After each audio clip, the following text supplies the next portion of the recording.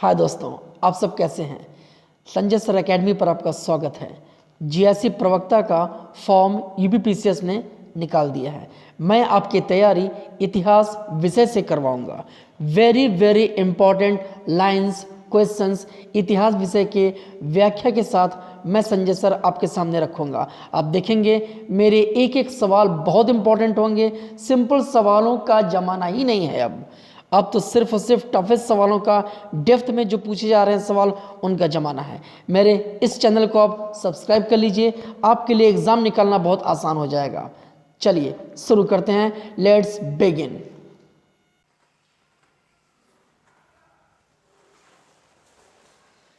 तो सबसे पहला सवाल जो मैं आपके सामने रख रहा हूं वो है प्राचीन इतिहास से।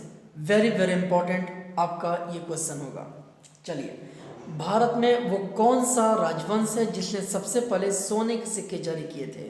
प्राचीन भारत में वो कौन सा राजवंश है जिसने सबसे पहले सोने के सिक्के जारी किए थे। और तो और उन सिक्कों पर सबसे पहली बार सर्वप्रथम फर्स्ट टाइम द्विभाषीय और द्विलिपीय लेख अंकित भी किए गए थे।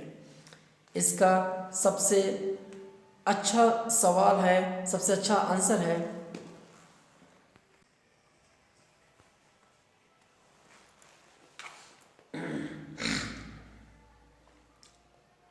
तो दोस्तों इसका आंसर होगा इंडो ग्रीक। हिंद यवन शासक, हिंद यवन शासकों ने प्राचीन भारत में सर्वप्रथम सोने के सिक्के जारी किए थे और इनके सिक्कों पर ग्रीक यानी यूनानी भाषा और लिपि में लेख लिखे होते थे। साथ ही में प्राकृत भाषा और खरोष्टी लिपि में भी लेख लिखे होते थे। याद रखिएगा, हिंद यवन शासकों के सिक्कों पर, सोने के सिक्कों पर द्विभाषी और द्विलिपीय लेख लिखे होते थे। एक तो खुद उनका अपना होता था हिंद यूनानी, इंडो ग्रीक वालों का अपना होता था ग्रीक यूनानी भाषा और लिपि।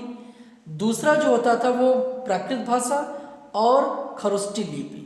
इनके सिक्कों को स्टेटर कहा जाता था, स्टेटर। ठीक, याद रखिएगा।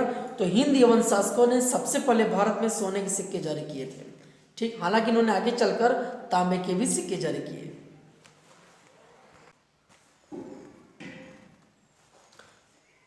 मेरा दूसरा सवाल है, दूसरे संगम का वो कौन सा एक ऐसा ग्रंथ है जिसमें धर्म, अर्थ, काम, मोक्ष इन चारों की नियमावली दी गई है।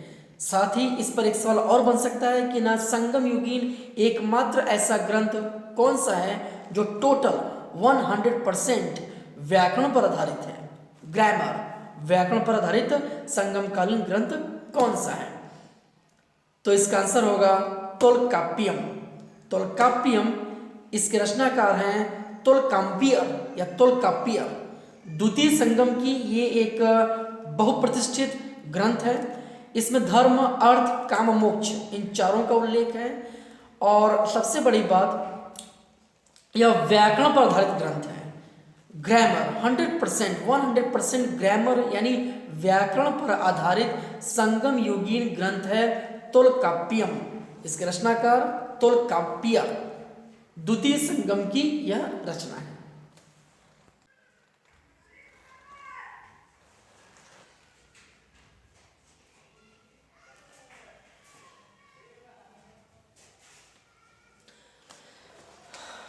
मेरा तीसरा प्रश्न इतिहास पर है, आपका प्राचीन इतिहास से संबंधित है। गुप्तकालीन एक रचनाकार हैं वररुचि। इनकी बुक का नाम क्या है, इनकी पुस्तक का नाम क्या है। संस्कृत भाषा में रचित प्राकृत प्रकाश, प्राकृत प्रकाश वररुचि की रचना है। ठीक, आपको याद होगा गुप्त काल में एक महान राजा थे चंद्रगुप्त विक्रमादित्य द्वितीय। ठीक, इन्हीं के नवरत्नों में से एक थे वररुचि, जिनकी बुक का नाम था प्राकृत प्रकाश। याद रखिएगा, वेरी वेरी इंपॉर्टेंट। और अगला मेरा जो सवाल होगा वो है कि भारतीय उपमहाद्वीप में सबसे प्राचीनतम उपलब्ध सिक्के कौन से हैं। तो इसका आंसर है आहत सिक्के या पंचमार्ग सिक्के। 5वीं शताब्दी ईसा पूर्व में चांदी या तांबे के बने ये सिक्के होते थे। इन पर ठप्पा लगाया जाता था, सूर्य का, चांद का, या वृक्षों का जो उस वक्त बहुत ज़्यादा लोकप्रिय हो या प्रचलित हो धार्मिक रूप से, आर्थिक रूप से, उन पर ठप्पा लगाया जाता था। तो 5वीं शताब्दी ईसा पूर्व में आहत सिक्के आपके प्रचलित थे। वेरी वेरी इंपॉर्टेंट, याद रखिएगा इनको। इनका एक नाम और भी है, पंच मार्क्ड सिक्के। ठीक,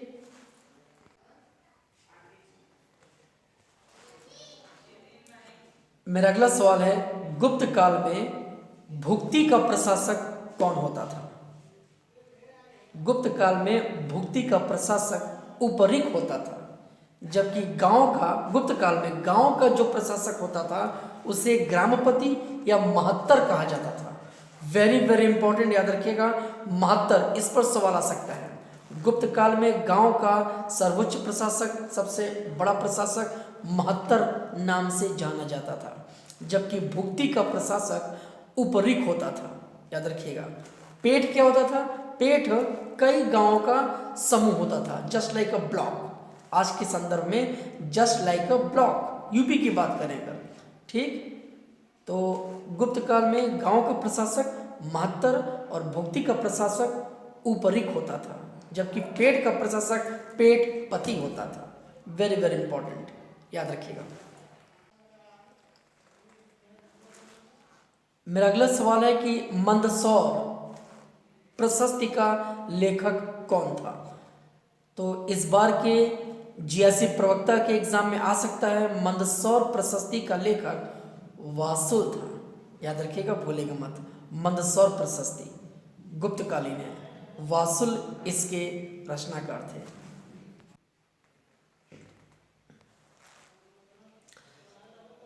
मेरा फिर सवाल एक आ रहा है जो बहुत इंपॉर्टेंट है, सावधान एच संस्कृति किससे संबंधित है? हड़प्पा के पहले की, हड़प्पा के समय की या हड़प्पा के बाद की? तो सावधान एच ये एक संस्कृति है, शवों को दफनाने की एक संस्कृति है। सावधान एच ये हड़प्पा से पाई गई है।